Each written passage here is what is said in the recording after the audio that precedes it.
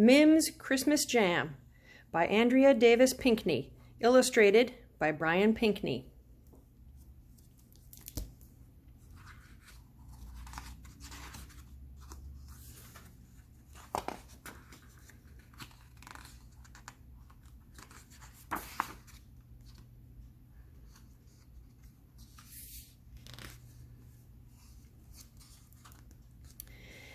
Every Christmas season, Pat bundled up Sarah Lean and Royce and took them to chop down the biggest tree they could find on their plot of land called Wildroot. No matter how far they went, Pap claimed he could smell Mim's belly hum jam bubbling on the stove. Belly hum was Mim's specialty jam, which she made to serve with Christmas Eve dinner. Pap would take a big sniff and say, "There ain't nothing like a batch of belly hum." Then he'd start whistling a deep, hooty tune. Mim's jam had a way of doing that to people.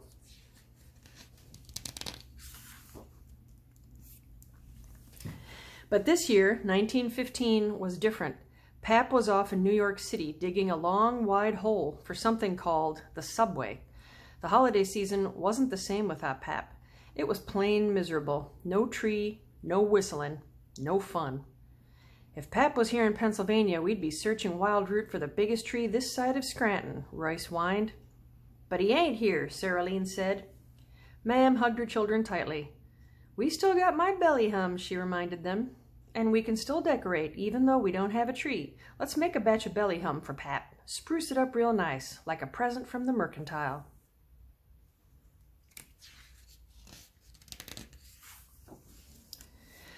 The recipe for belly hum has been in my family since slave time, Mim told her children. Lots of other folks have tried their hand at belly hum. Nobody but my very own blood kin can give the jam the special thing that makes it sing inside your belly. Family pride and the love we have for one another are the main ingredients. When the jam was just right, Mim sealed the jar tightly with wax and a square of muslin. Sarah Lean wrapped up a spoon in the comics page of the Trixton Register. Royce decorated the jar with a sprig of pine. Then they sent the jam to Pap.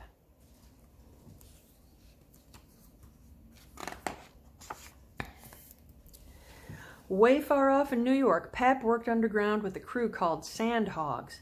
They dug tunnels beneath the city in a cramped, smelly place with sewer lines, water mains, and the threat of drowning all around them. While they worked, drillers at nearby sites blasted through bedrock with sticks of dynamite. The explosions hurt Pap's ears. His shoulders ached from swinging a pickaxe and lifting heavy rocks, and his heart ached worse from missing Mim and their kids. The workers called the dig site's two bossy foremen, Mr. Meade and Mr. Evans, mean and evil. Every day, all day, mean and evil yelled, "Keep drilling, keep pounding, keep picking and hauling, keep blasting, keep loading, keep sweating, keep crawling." One day, as Christmas drew closer, Pap and his friends, Donovan, Gilletti, and Jones, began to sing carols to make their work go faster and to ease the pain of being separated from their families. When Mean and Evil heard the Sandhogs singing, they hollered, "Ain't no time for holiday crooning and soft-souled sentiment. For every minute you men have wasted, you'll be digging and hauling on Christmas Day. Now get back to work."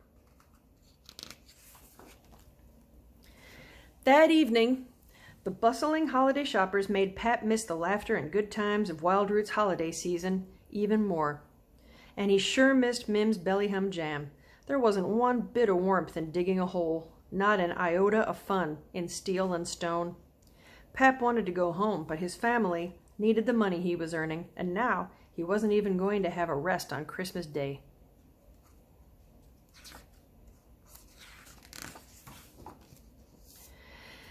Then, on Christmas Eve, a strange thing happened.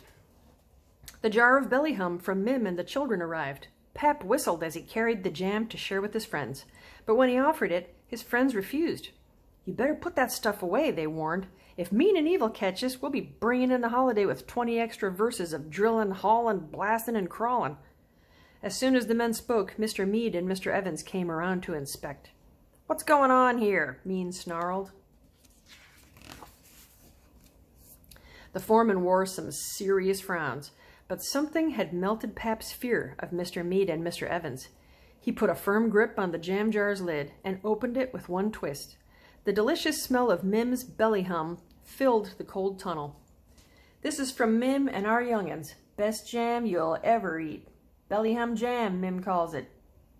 Pap leaned in toward them both. "I know you two aren't much for holiday spirits, but here, take a small taste of jam." Mr. Meade glanced at Mr. Evans. Mr. Evans looked at Pap like he had gone sick in the head. Mr. Meade said, "How dare you even think of chowing down on jam?" Mr. Evans grumbled, "You're aching for a breaking, man." But Mim's belly hum sure smelled fine. Mr. Evans nudged Mr. Meade. "How about we take just a teeny taste?" he whispered. "We can't waste no time sampling sweets. We got work to do," Mr. Meade growled. Before Mr. Meade could say another word, Mr. Evans plunged his finger into the jar and shoved a hunk of jam into his mouth. Mr. Meade's jaw dropped open. Then he followed the same way. No spoon, just his finger. "Look at that fool trying to butter up the bosses," Gilletti whispered. "Ain't no butter in them two. They're harder than the steel girders that keep this tunnel from caving in," said Donovan. Jones sighed.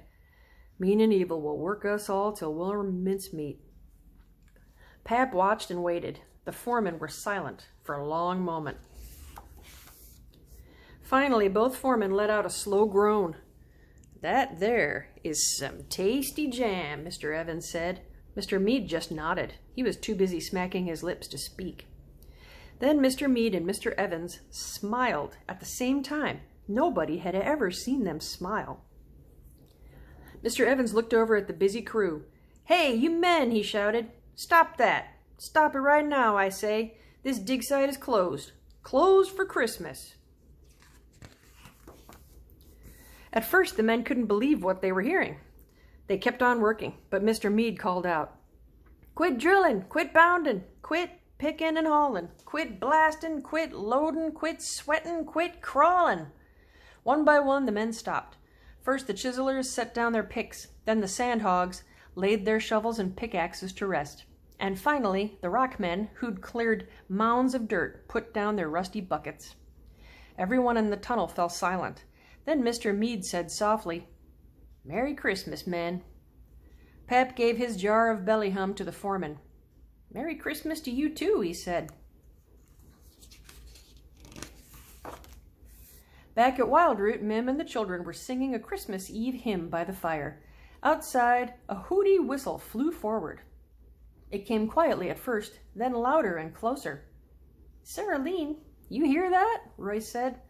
"Sounds like Pap's whistle." "That just couldn't be," said Sarah-Leen. "Must be an owl." Mim was listening hard. She shushed Royce and Sarah-Leen. "That's no owl," she said.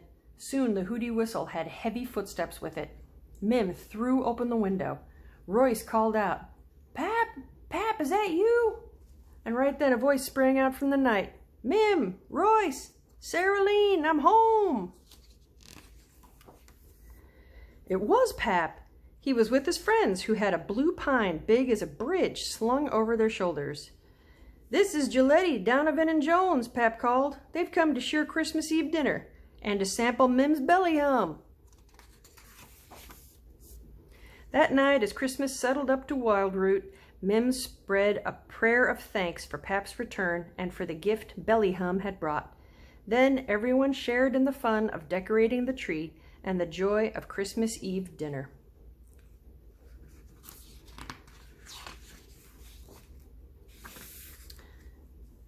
The end.